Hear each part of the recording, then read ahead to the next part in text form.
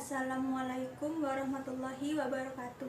Di sini saya Nurul Hamidah Fajriati akan mempresentasikan modul 7 KB1 tentang segmentasi pasar. Yang pertama, perlunya segmentasi.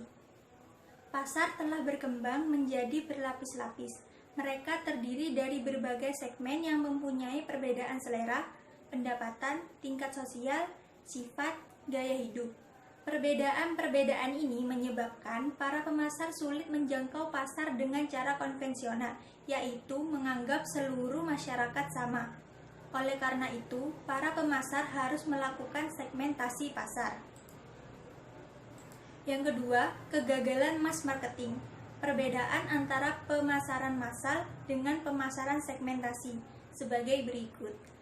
Pemasaran massal khalayak diperlakukan sama, baik untuk produk maupun promosi. Yang kedua, pasar dianggap bersifat statis, tetap dari waktu ke waktu. Yang ketiga, strategi organisasinya defensif, yaitu dengan membentengi diri melalui anggaran iklan yang besar dan perbaikan cara kerja. Sedangkan pemasaran segmentasi, khalayak yang mempunyai karakteristik berbeda diberlakukan berbeda pula. Yang kedua, pasar dianggap bersifat dinamis, yaitu terus berubah. Yang ketiga, strategi organisasinya adaptif, responsif terhadap perubahan selera pasar. Dasarnya adalah riset konsumen dan mengimbangi kegiatan pesaing. Selanjutnya, tingkat segmentasi pasar dan pengertian segmentasi pasar. Segmentasi pasar didefinisikan sebagai kegiatan memilah-memilah pasar yang heterogen ke dalam kelompok-kelompok pasar yang homogen. Segmentasi pasar dapat dijalankan pada 4 tingkatan sebagai berikut. Yang pertama, tingkat segmen. Segmen pasar merupakan kelompok atau bagian besar dari suatu pasar yang dapat diidentifikasi karakteristiknya. Yang kedua, tingkat ceruk. Ceruk pasar merupakan bagian kecil dari suatu segmen pasar yang kebutuhannya tidak dilayani secara baik oleh pemasar sebab mereka menginginkan manfaat yang sangat spesifik. Yang ketiga, tingkat lokal. Oleh karena adanya perbedaan budaya, kebiasaan ataupun selera masyarakat pada tingkat daerah, kini beberapa pemasar menoleh kepada program pemasaran yang disesuaikan dengan kebutuhan dan keinginan kelompok masyarakat lokal. Yang keempat, tingkat individual adalah suatu kenyataan bahwa pada dasarnya setiap individu itu unik, baik secara selera maupun keinginannya. Dasar-dasar melakukan segmentasi. Variabel-variabel yang dapat digunakan dalam melakukan segmentasi pasar adalah sebagai berikut. Yang pertama, segmentasi geografis. Dalam segmentasi geografis, pasar dikelompokkan ke dalam unit-unit geografis yang berbeda, seperti desa, kota, wilayah, provinsi, dan negara. Yang kedua, segmentasi demografis. Dalam segmentasi demografis, pasar dipilah-pilah menjadi beberapa segmen berdasarkan variabel demografis, seperti usia, jenis kelamin, penghasilan, agama, dan pendidikan. Ketiga, segmentasi generasi. Misalnya, kohort 45 berarti generasi yang dilahirkan sekitar tahun 1945. Yang keempat, segmentasi psikografi. Segmentasi psikografis adalah pengelompokan masyarakat berdasarkan gaya hidup dan kepribadiannya. Yang kelima, segmentasi perilaku. Dalam hal ini, pemasar meyakini bahwa variabel-variabel perilaku seperti manfaat, kejadian, status pemakai, tingkat pemakaian, tingkat kesetiaan merupakan variabel yang baik dalam membentuk segmen pasar. Selanjutnya, manfaat segmentasi. Ada beberapa manfaat yang diperoleh dari kegiatan segmentasi pasar. Yang pertama, mendesain produk yang lebih tepat bagi kebutuhan pasar. Yang kedua, melayani pasar dengan lebih baik.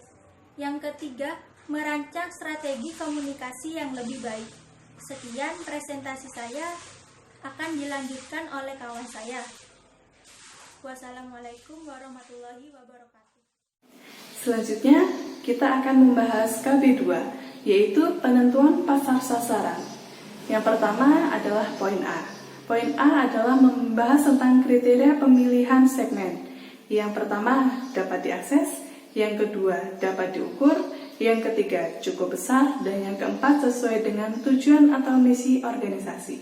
Selanjutnya, untuk poin B, kita membahas tentang memilih segmen pasar. Dalam memilih segmen pasar sasaran, ada 5 pola pemilihan. Yang pertama, konsentrasi segmen tunggal. Yang kedua, spesialisasi selektif. Yang ketiga, spesialisasi produk. Yang keempat, spesialisasi pasar. Dan yang kelima, menggarap seluruh pasar. Dalam menggarap seluruh pasar, kita akan dibedakan menjadi 2 poin, yaitu pemasaran yang membedakan dan pemasaran yang tidak dibedakan. Selanjutnya, untuk poin C, kita akan membahas tentang macam-macam pasar sasaran, di mana macam-macam pasar sasaran ini menjadi 2 poin lagi dibedakannya, yaitu sasaran jangka pendek dan sasaran jangka panjang, dengan sasaran primer dan sasaran sekunder. Pertama-tama kita akan melihat contoh dari kasus sasaran jangka pendek dan sasaran jangka panjang terlebih dahulu melalui kasus BKKBN, di mana sasaran jangka pendeknya adalah pasangan usia subur dan sasaran jangka panjangnya adalah pelajar wanita. Selanjutnya kita akan melihat contoh dari sasaran primer dan sekunder, di mana kasus ini dapat kita lihat di dalam contoh kasus BNN, yaitu sasaran primernya adalah generasi muda, sasaran sekundernya adalah orang dewasa. Selanjutnya kita akan melanjutkan di KB3 yang akan dijelaskan oleh Saudara Yes. Assalamualaikum warahmatullahi wabarakatuh. Saya Yesi Putri Maulidia, manajemen 6A, Pokjar Hati. Di sini saya dari kelompok 7 ingin menjelaskan di poin KB3, yaitu mengenai positioning. Yang A, persepsi manusia tentang suatu produk. Yang pertama, pelanggan tidak pernah memahami produk, konsumen akan menilai produk dengan cara mereka sendiri.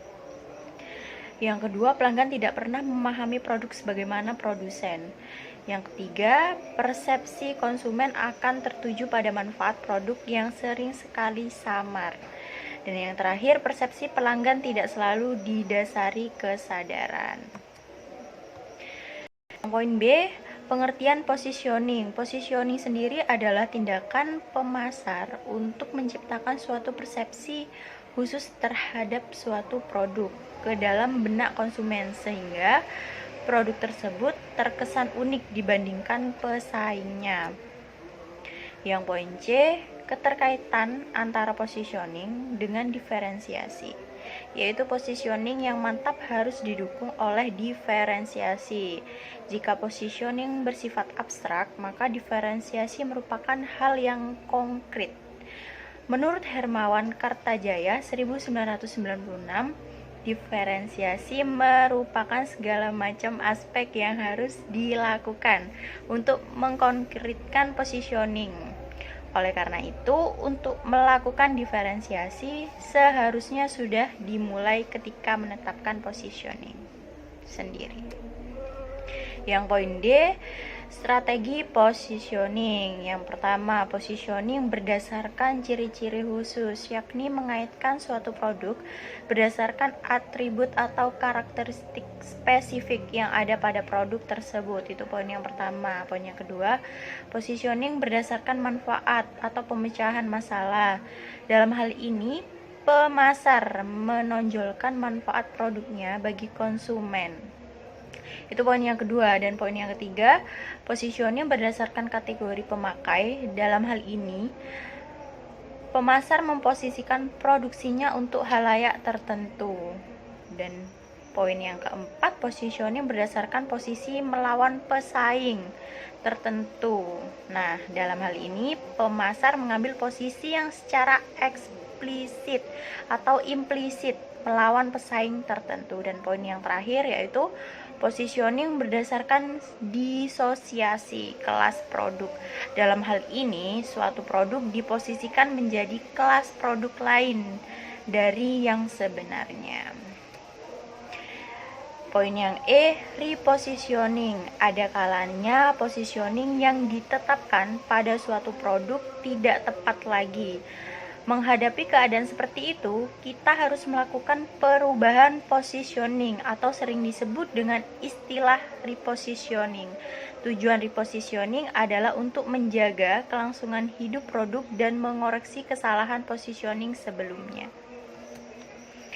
Kapan kita sebaiknya melakukan repositioning?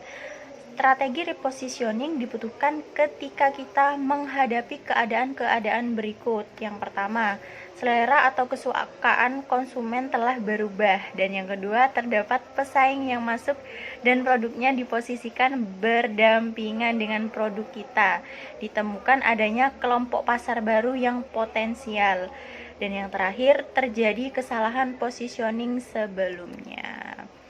Terima kasih atas perhatiannya. Wassalamualaikum warahmatullahi wabarakatuh.